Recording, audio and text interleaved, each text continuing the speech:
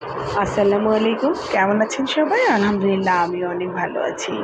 আজকে আমি ডিম আলুর চপ করেছি আর সেটাই আপনাদের সঙ্গে শেয়ার করলাম। তো বিকেলের নাস্তা হিসেবে কিন্তু এটা কিন্তু খুব জমে যায় চায়ের সঙ্গে। তো আমি এখানে কিন্তু হাফ কেজি আলু সিদ্ধ করে নিয়েছি এবং আলু মেশার দিয়ে খুব ভালো করে আলুগুলো আমি ম্যাশ করে নিলাম, হ্যাঁ? তো এখন আমি আবার একটু চেক করে নেব যে আলুগুলো ভিতরে মানে গুটি আছে কিনা। আসলে আলুটা যতটা মানে ম্যাশ করা যায় ভালো, ততটাই আপনার যখন ডিমের ভিতরে আমি মুড়িয়ে দেবো তখন এটা করতে আসলে সুবিধা হয়ে যাবে। তো ঠিক আছে, আমি আলুগুলো আমার একদম খুব ভালো করেই ম্যাশ করা হয়ে গেছে। আর এখানে আমি শুকনো লঙ্কা দিয়েছি প্রায় মানে 15টার মতো। ঝালটা আসলে যার টেস্ট অনুযায়ী সবসময় আমি বলে থাকি করি। তো আমি এখানে খুব বেশি ঝালও দেবো না, কারণ আমার বাচ্চারা খাবে।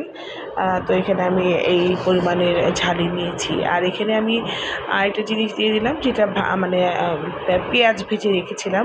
বেশ মানে 7-8টা পেঁয়াজ আমি ভেজে রেখেছিলাম, সেই পেঁয়াজ দিয়ে দিলাম আর পরিমাণ মতো লবণ দিয়ে আমি আলুটা খুব ভালো করে একদম ভর্তা করে নেব, হ্যাঁ? একদম চটকে ভর্তা করে নেব, যেন ভিতরে কোনো রকমের মানে একটু গুটিলি না থাকে, হ্যাঁ? তো যাই হোক, এইভাবে কিন্তু আমার মানে মাখামাখি কাজটা কিন্তু খুব মানে মন দিয়েই করতে হবে এবং ধৈর্য সহকারেই করতে হবে। আমার এই আলু ভর্তাটা করা একদম রেডি হয়ে গেছে। চাইলে এটা ভাতের সঙ্গেও খাওয়া যায়। তো আজকে আমি আসলে ডিমের মধ্যেই মুড়িয়ে দেবো। আর এখানে আমি 5-6টার মতো ডিম সিদ্ধ করে নিয়েছি।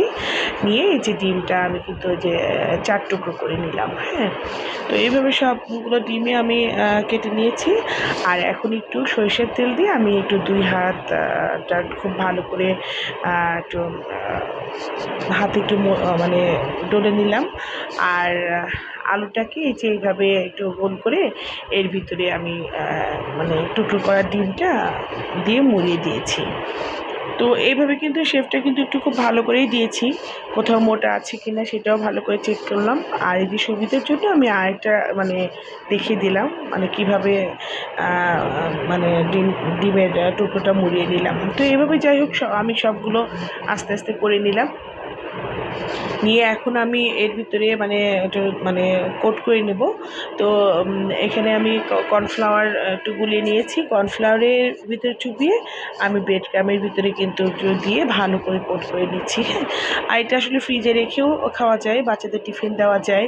তো আমি এইভাবে করে নিয়েছি, করে নিয়ে একটু ডুবো তেলে একটু ভেজে নিয়েছি, ব্যাস হয়ে গেল। আর আমার এই রেসিপিটা যদি আপনাদের ভালো লেগে থাকে অবশ্যই লাইক, কমেন্ট, শেয়ার করবেন। আর বৃষ্টির দিনে চায়ের সঙ্গে খেতে কিন্তু দারুণ মজা লাগে। আল্লাহ হাফেজ।